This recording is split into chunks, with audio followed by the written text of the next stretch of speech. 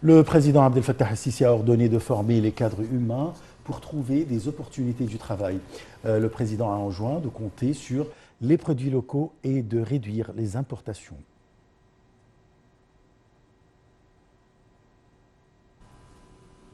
La centrale électrique de Gaza a redémarré au lendemain d'une trêve négociée par l'Égypte, intermédiaire historique entre Israël et les groupes armés palestiniens, après 3 jours d'un conflit ayant tué 44 Palestiniens. Des camions de carburant sont entrés dans la bande de Gaza à Kerem Shalom, dans le sud, après la réouverture par Israël des points de passage fermés depuis mardi. Selon le porte-parole de la compagnie d'électricité de Gaza, l'unique centrale électrique de ce micro-territoire qui avait cessé son travail samedi, faute de carburant livré par Israël, a recommencé à générer de l'électricité.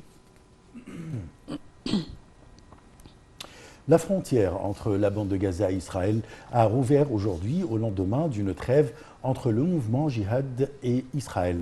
Selon des sources officielles, l'Égypte a appelé l'ensemble des parties à un cessez-le-feu global et mutuel à compter de dimanche soir dans la bande de Gaza afin de mettre un terme à la tension.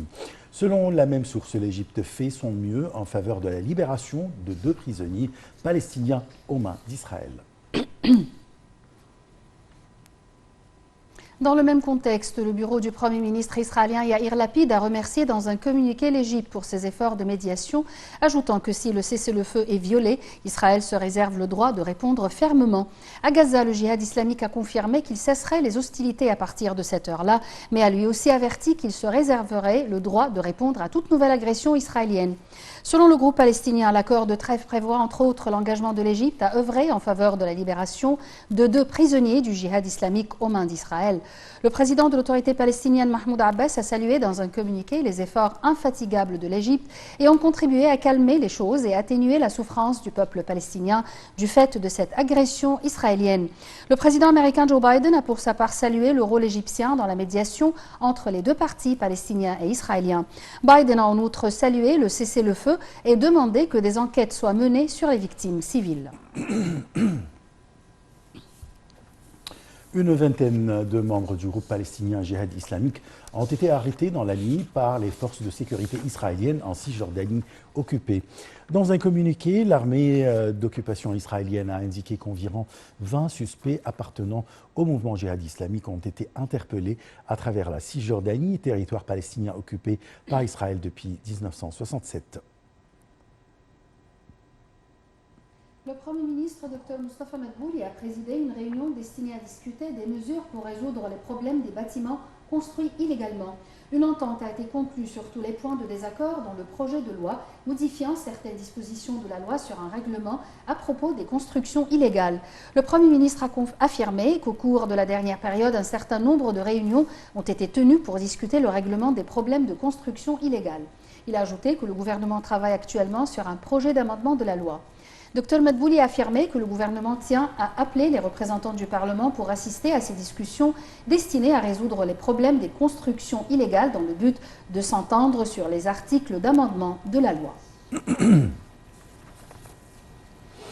Le chef du gouvernement, Moustapha Madbouli, a également tenu aujourd'hui une réunion pour faire le suivi du plan de développement de l'île d'El Warraq en présence du ministre des Waqf, Mohamed Mokhtar Goma, du ministre du Logement, des Services publics et des communautés urbaines.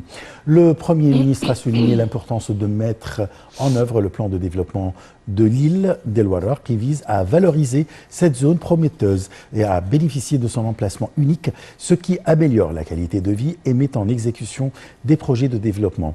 Au cours de la réunion, le ministre du Logement, des Services publics et des communautés urbaines, Asim Al-Ghazzar, a indiqué que le plan de développement de l'île d'El Warraq comprend en phase urgente la réalisation de 94 tours résidentielles avec 4092 unités et des espaces qui répondent aux différents besoins du public ciblé.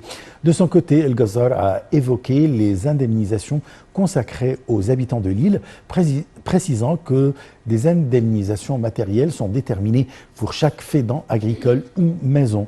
Il y a aussi des indemnisations en nature selon lesquelles 56 unités ont été livrées dans les villes de Labour et Hadayq Octobre dans le cadre de la première phase qui englobe 75 unités.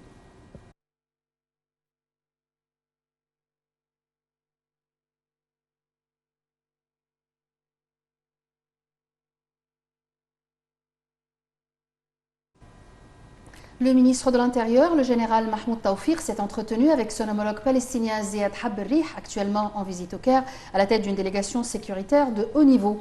L'entretien a porté sur un certain nombre de questions de sécurité d'intérêt commun et sur les moyens de développer les relations de partenariat de sécurité entre les deux parties.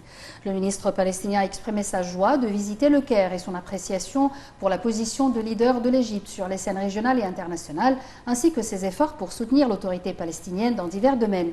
Le ministre de l'Intérieur, Mahmoud Tawfiq, s'est de son côté félicité de la visite de son homologue palestinien au Caire, une visite qui s'inscrit dans le cadre des relations fraternelles et des liens historiques étroits qui unissent les peuples et les gouvernements des deux pays.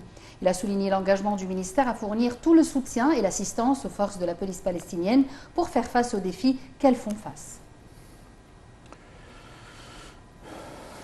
Les indices de la bourse du Caire étaient mitigés à la clôture de la séance d'aujourd'hui à cause des opérations des ventes des investisseurs arabes et des fonds d'investissement étrangers.